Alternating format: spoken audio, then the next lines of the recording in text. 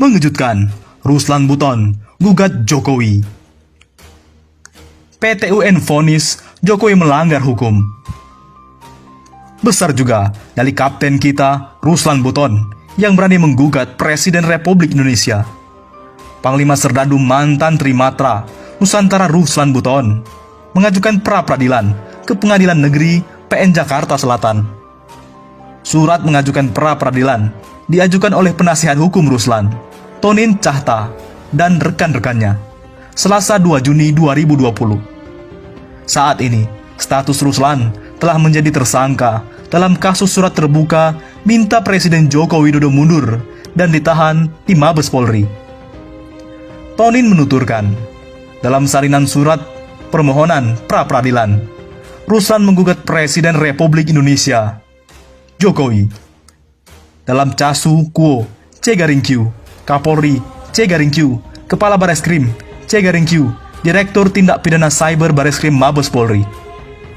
Gugatan ini dilayangkan karena dianggap penetapan tersangka kepada Ruslan cacat hukum.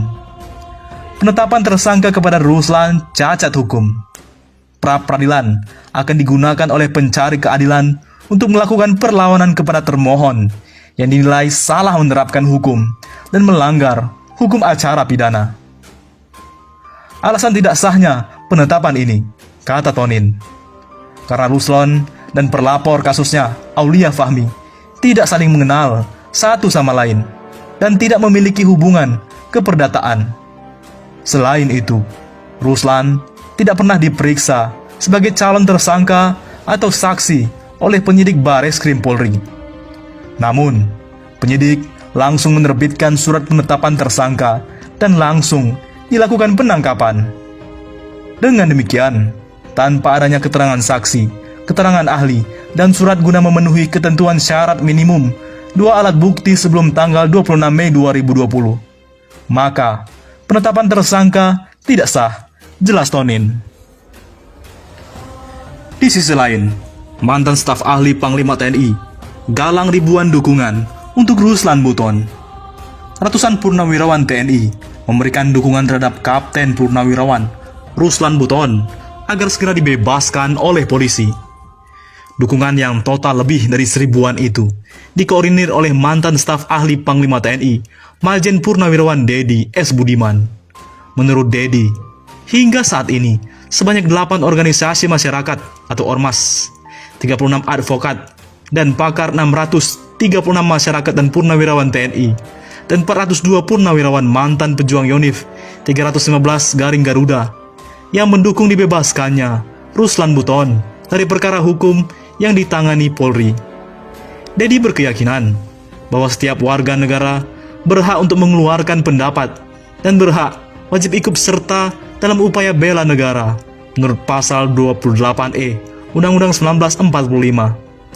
Bagi Dedi, di dada Ruslan Buton masih mengalir darah semangat prajurit Sabta Marga dan sumpah prajurit untuk membela kejujuran, kebenaran, dan keadilan serta untuk setiap kepala negara NKRI berdasarkan Pancasila dan Undang-Undang 1945.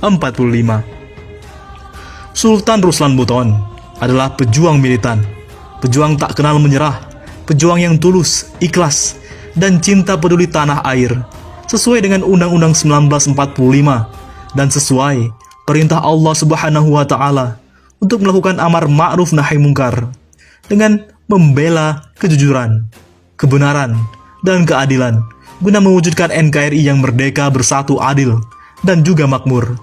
Terang Majen TNI Purnawirawan Dedi S. Budiman Rabu 3 Juni. Dedi pun merasa heran atas kriminalisasi terhadap Ruslan yang hanya menyampaikan saran dan pendapat, padahal hak itu dilindungi oleh undang-undang. Dalam iklim demokrasi yang berdasarkan Pancasila, pertanyaannya, kenapa Ruslan Buton menyampaikan saran dan pendapat dikriminalisasi?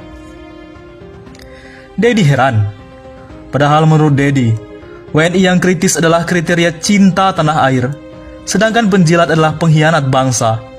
WNI kritis adalah sahabat, teman pemerintah, guna mewujudkan tujuan dan cita-cita NKRI yang bersatu, berdaulat, adil, dan makmur, terang Dedi. Dengan demikian, Dedi bersama ratusan purnawirawan TNI lainnya maupun dari kalangan masyarakat, ormas, mendesak agar Ruslan Buton segera dibebaskan. Untuk keselamatan dan keutuhan NKRI, kami menyarankan Sultan Ruslan Buton untuk segera dibebaskan, tegasnya. Terpisah, Kadif Humas Polri Irjen Argo Yuwono mengatakan, pra-peradilan itu hak daripada tersangka apabila ditemukan adanya ketidaksesuaian proses penyidikan, kata Irjen Argo Yuwono dalam keterangan Selasa, 2 Juni 2020. Argo mengatakan, proses penyidikan polisi terhadap Ruslan Buton akan diuji dalam pra-peradilan itu. Nanti hakim pra-peradilan yang akan memutuskan, imbuh Argo.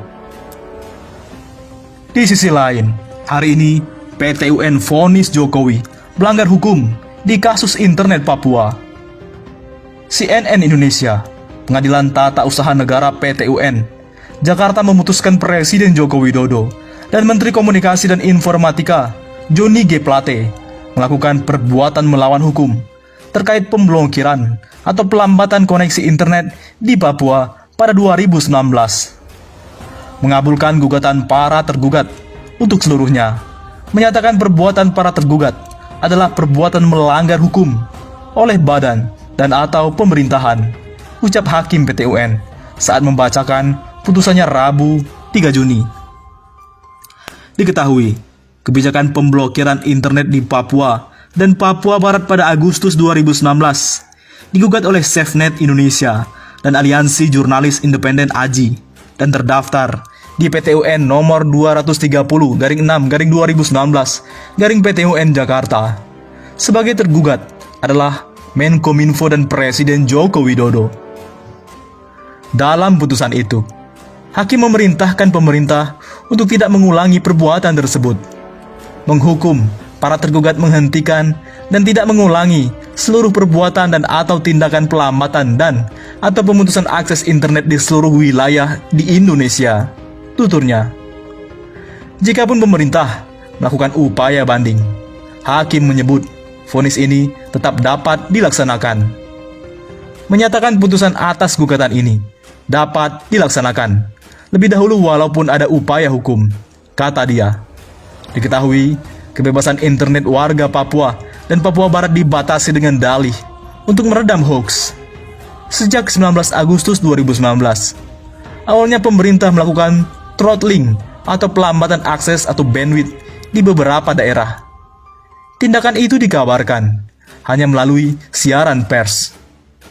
Pelambatan akses internet berlanjut hingga pemutusan akses internet secara menyeluruh di Papua dan Papua Barat pada tanggal 21 Agustus 2019. Bukan hanya gugat Presiden Republik Indonesia, Ruslan Buton bakal lapor balik pengacara yang laporkan videonya ke Bareskrim Polri. Ruslan Buton akan membuat pelapor balik kepada seorang pengacara bernama Aulia Fahmi karena telah menyeret dirinya ke pihak kepolisian. Hal itu diungkapkan oleh kuasa hukum Ruslan Buton, Tonin Tasta Singarimbun. Diketahui video Ruslan yang meminta Presiden Joko Widodo untuk mundur karena gagal menanggulangi COVID-19 dilaporkan oleh Aulia Fahmi. Laporan tersebut masuk ke SPKT Bareskrim Polri dengan nomor LP-B-0271-5-2020 Bareskrim tanggal 22 Mei 2020. Sesuai dengan permintaan tersangka Ruslan, maka untuk melakukan perlawanan balik dengan pelapor Aulia Fahmi dalam perdata dan pidana, kata Tonin kepada tribunnews.com. Menurut Tonin, tidak jelas motif pelapor yang melaporkan kliennya ke Bareskrim Polri, sebab baik Ruslan dan pelapor tidak memiliki hubungan satu sama lain. Apa motifnya?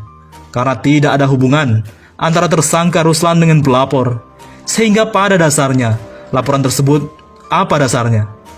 Jika ia merasa terhasut atau kena akibat kerusuhan, maka tidak tepat karena kewenangan ada pada polisi cyber, pungkasnya.